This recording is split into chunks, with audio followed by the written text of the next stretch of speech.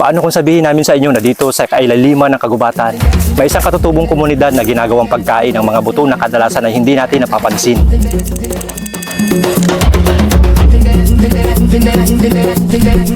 Sa gitna ng bundok, malayo sa mga pamilihan at modernong pamumuhay, may isang tradisyon na hanggang ngayon, buhay na buhay pa rin. Samahan nyo kami mga kawild habang tinutunto namin ang kanilang buhay sa kagubatan at tuklasin ang kakaibang pagkain na maaari ngayon nyo lamang narinig. Ang mga susunod na eksena ay magpapakita kung paano naging mahalagang bahagi ng kanilang pang-araw-araw na buhay ang mga bungang ito. Panoorin niyo po hanggang dulo mga kawild dahil sa pagkatapos ng bidyong ito, baka magbago ang pananaw niyo sa mga bagay na karaniwan lang ay tinatapo natin.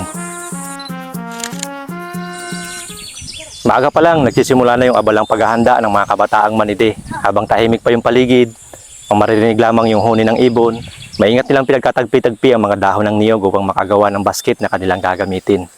Sa murang edad, dala nila yung kanilang kaalamang minanapan nila sa kanilang mga ninuno.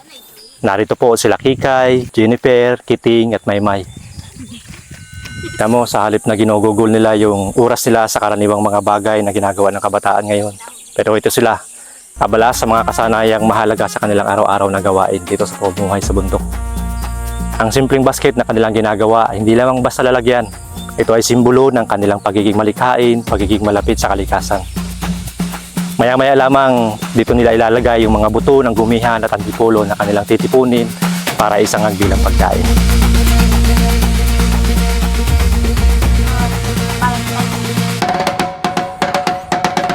At sa araw na ito, masasaksihan natin kung paano nila ginagamit ang biyaya ng kalikasan upang makahanap ng pagkain at maitaguyod yung kanilang pamumuhay dito sa gitna ng kabundukan.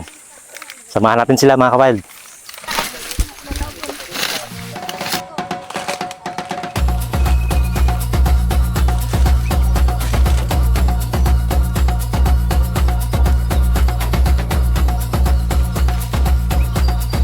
Tapos maihanda yung kanilang mga basket, agad nang nagtungo sina Kikay, Jennifer, Kiting at Maymay sa mas masukal na bahagi ng kagubatan.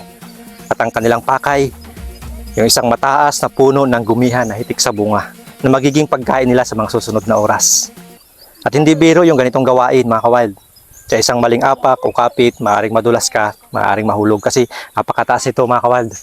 Tingnan nyo naman kung gaano kataas itong inaakyat nila. Hindi biro yung gawain nila na ito. Ngunit para sa mga kabataan ito, bahagi na ng kanilang buhay yung ganitong pagsubok. Habang unti-unti silang umaakyat, makikita sa kanila ang husay at lakas ng loob. Nakakatakot? Oo, nakatakot nga ako eh. Pero para kala Jennifer, Kikay, Kiting, Maymay, isa lamang ito sa karaniwang bahagi ng kanilang araw-araw na trabaho, yung paghahanap ng pagkain dito sa masukal na kagubatan. At sa wakas, narating nila yung sanga na hitik sa bunga ng gumihan. Isa-isang pinitas ang mga hinog ng bunga at maingat na inilagay sa basket na ginawa nila kanina para hindi masira. Ang bungang ito ang magsisilbing pagkain nila sa mga susunod na oras. Sa simpleng tagpong ito, makikita natin yung sipag, tapang at malalim na kaalaman ng mga maridi sa kalikasan. Mga aral na natutunan nila hindi sa paaralan, kundi dito mismo sa kagubatan na kanilang minahal at kanilang kinagisnan.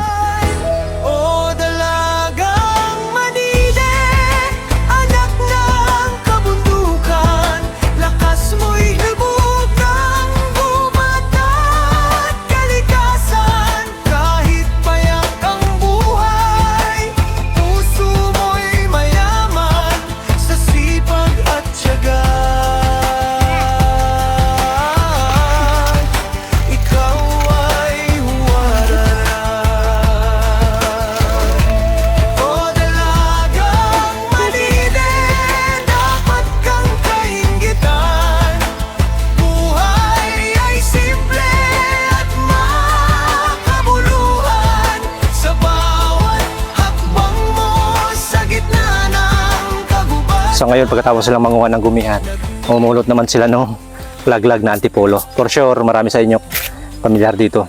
Hindi ito kinakain yung kunab, kukain lang nila yung buto. Maraming buto, marami silang pinupulot tulad nito. May mga buto na wala ng kunab. Anong kumain ito? Ate Maymay? Pagong. Pagong daw mga kawild. Tignan mo, malinis na siya. O pinupulot nila yung pinagkainan ng pagong, tapos itong butong ito, isasangag nila itong maya-maya. Matitikman natin kung anong lasa nito. Ito, ang daming laglag na antipolo. Samahan natin sila mga kawild.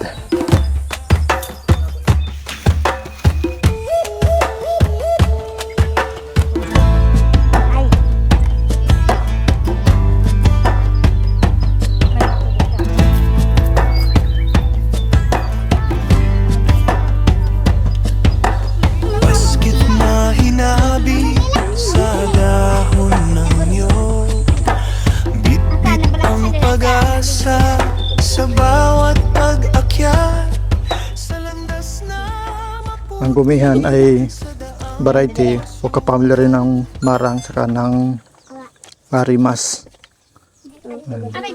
Pero syempre, hindi ito kapares talaga ng rimas na nasabi lang napakasarap. Pero ito, ang lasa nito matamis din, napakatamis din. At yan namang iba na yan ay bunga yan ng antipolo. Ang kukunin lang nila dyan ay yung mga buto. Gaya nito. Yan. Maaring para sa karamihan sa inyo mga ka-wild, pangkaraniwan lamang yung buto ng mga ito. Ngunit para sa mga manide, isa itong mahalagang biyaya ng kagubatan. Ang mga buto ng gumihan at antipolo na madalas ay itinatapon lamang natin, itinatapon ng iba, ay nagiging masarap na pagkain at bahagi ng kanilang pamumuhay sa loob ng napakaraming henerasyon. Isa itong patunay na sa kalikasan halos walang nasasayang kapag alam mo kung paano pakinabangan. Matapos makuha at mabuksan ang bunga, maingat nilang inipon ang buto ng gumihan at antipolo. Wala nang maraming sangkap na kailangan, wala ring mamahaling rikado. Isang mainit na kawali lang at mga buto na kaloob ng kalikasan. Habang umiinit yung kawali, unti-unting nagbabago ang kulay ng mga buto at nagsisimulang kumalat ang kakaibang amoy na sinyalis na malapit na itong maluto. Para sa marami, simple lamang itong paraan ng pagluluto. Ngunit para sa mga manide, isa itong kaalaman na minanapan nila mula sa kanilang mga ninuno. Sa pamamagitan ng simpleng pagkasangag, nagiging handa ng kainin ang mga butong minsan ay hindi pinapansin ng mga tao. Nakakamanghang isipin mga ka-wild na mula sa isang bunga ng kagubatan, nakagawa sila ng pagkain gamit lamang yung apoy, kawali, at tiyaga. Di ba? Isang patunay na hindi kailangan mamahalin ang kagamitan upang makapaghanda ng pagkain. Kapag taglay mo ang kaalaman at kakayahan, mabubuhay ka kasabay ng kalikasan. Oy, trivia lang mga ka-wild. Alam nyo ba na ang pagsasangag ng walang mantika ay isa sa pinakamatandang paraan ng pagluluto na ginagamit ng iba't ibang katutubong komunidad sa buong mundo? Bukod sa napapasarap ng lasa ang pagkasangag, nakakatulong din ang pagkasangag upang mapatagal ang buhay ng pagkain at gawing mas madaling kainin ang mga buto at butil. Ngayon, titikman na natin yung buto ng sinangag na gumihan at antipolo mga ka-wild. Mainit. Pipisain mo siya muna para mawala yung maalis yung balat at ito yung laman niya. Baging mandi. Mani.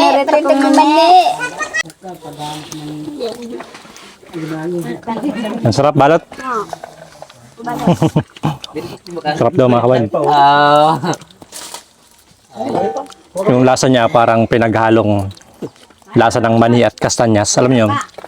Pero mayroon siyang sariling kakaibang linamnam. Yung habang inunguya mo siya, lumalabas yung natural na pagiging natin niya, medyo magata, matamis. Hindi ito matapang na lasa, pero nakakainganyo at nakakabusog. Anong lasa pa yan? Masarap ito. Sarap yan? Mainit. Hatla balat. Panadang ko.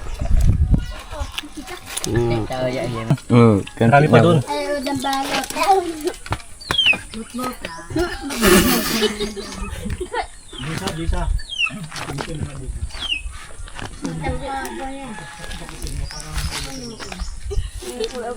Yun mga kawain, maraming salamat kasi nakarating kayo hanggang dulo sa part na ito ng video.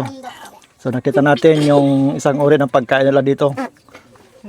Kung kayo ay kumakain ng pistachio, may pang uri ng mga nuts na masarap. Ang ito, ang lasa ng mga buto na niluto nila kanina, hindi naman masyadong naglalayo ang lasa. Para din siyang lasa ng mani, iba pang uri ng mga nuts. Masarap mga kawan, masarap talaga, sa totoo lang. So, pag gantong season, pagbungahan, lagi niyong ginagawa to. Opo. Anong ibang pangluto nito? Sinasangag po namin. Wala na, laging sangag lang. Opo. Kaya pala, mga kawan, pagkatapos magluto, nag-ipon-ipon yung tribo, lahat sila kumuha. Kasi gustong-gusto nila yung lasa nito. Pag natikpan mo, magugustuhan mo rin, Chak. Paki-comment naman mga kawan ng iyong opinion, ano yung narutunan sa video ito. Gustong-gusto po namin mabasa yan. May bibigay nga pala tayo mga kawan para sa abala nila. 2,000. Tig pa 500 kayong apat, ano? Nahihiya sila mga kawan. Kung nahihiya, huwag natin bigyan. Nahihiya. Salamat na lang kayo. Bye-bye. Maraming salamat po. Bye-bye. Tingin tayo doon. Salamat po. Salamat po.